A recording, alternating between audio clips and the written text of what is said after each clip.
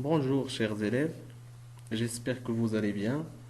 Aujourd'hui, je vais essayer de vous présenter une leçon de la grammaire intitulée La phrase impérative. C'est une leçon destinée aux élèves de la sixième année de l'enseignement primaire, dont l'objectif est d'identifier la phrase impérative et pourquoi pas de produire des phrases impératives. Avant de commencer, on va faire un petit rappel sur les types de phrases. Nous avons dit qu'il en existe quatre types. D'accord?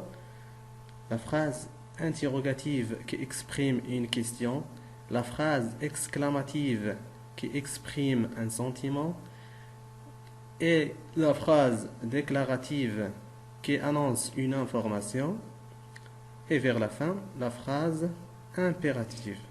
Donc, dans cette séance, on va insister sur le dernier type, c'est-à-dire la phrase impérative. D'accord?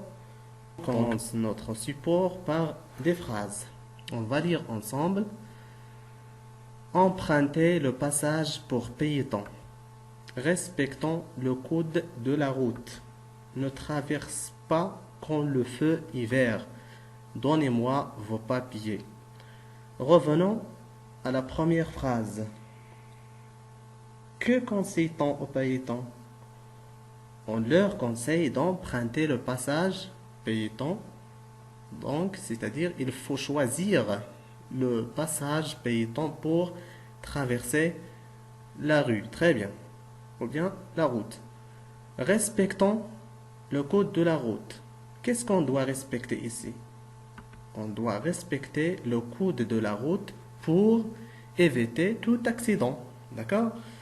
La phrase c'est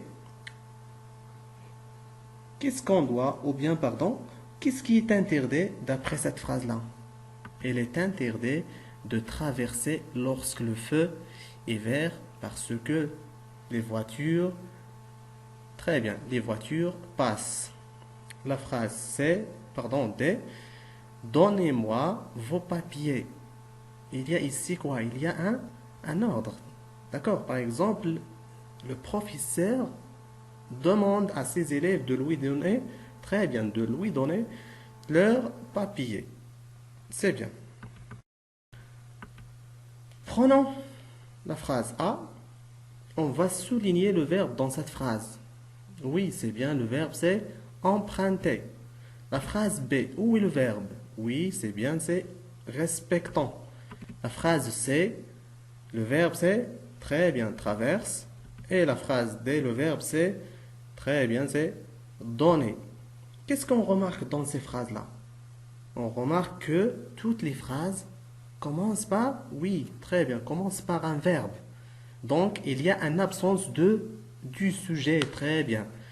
Oui, une autre question. Par quel signe de ponctuation se terminent ces phrases?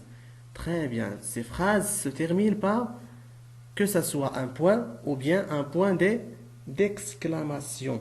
C'est très bien.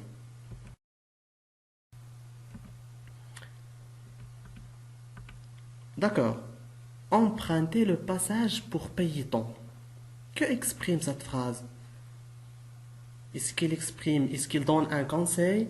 Est-ce qu'il donne un ordre? Ou bien est-ce qu'il annonce ou bien exprime une interdiction? Oui, c'est bien, il exprime un conseil. La deuxième phrase, qu'est-ce qu'il exprime? Oui, c'est très bien, il exprime aussi un conseil. La phrase c'est ne traverse pas quand le feu est vert. On peut la redire d'une autre façon.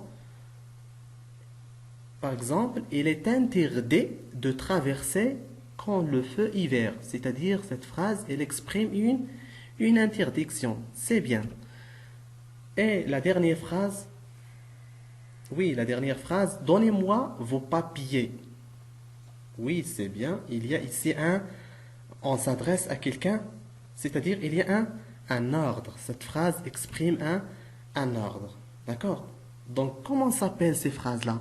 Une phrase qui commence par un verbe et se termine, que ce soit par un point final ou bien un point d'exclamation et qui exprime que ce soit un conseil, une interdiction ou bien un ordre.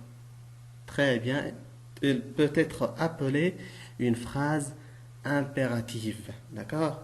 Donc, qu'est-ce qu'il faut retenir comme règle? C'est que la phrase impérative exprime un ordre ou un conseil. Et à la forme négative, comme dans l'exemple de la phrase C, elle exprime une interdiction.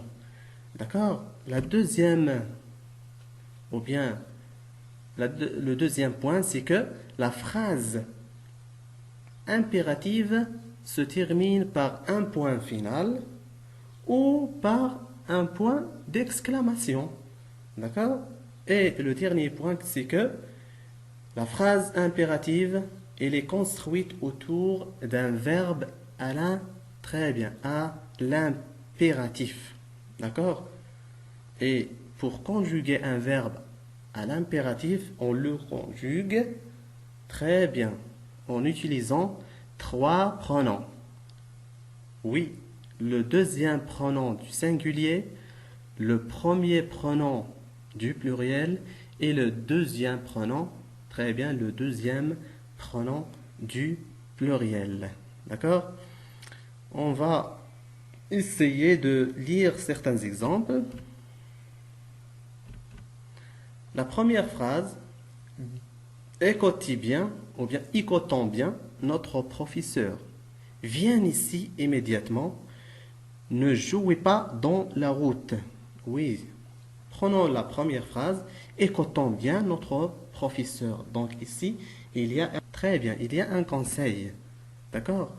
Et viens ici immédiatement. Qu'est-ce qu'il y a ici? Très bien, il y a un ordre. Et ne jouez pas dans la route, puisqu'il y a un signe de négation, ne pas. Donc cette phrase, elle exprime une interdiction. Donc j'espère que vous avez bien retenu cette leçon et je vous souhaite le bon courage, chers élèves.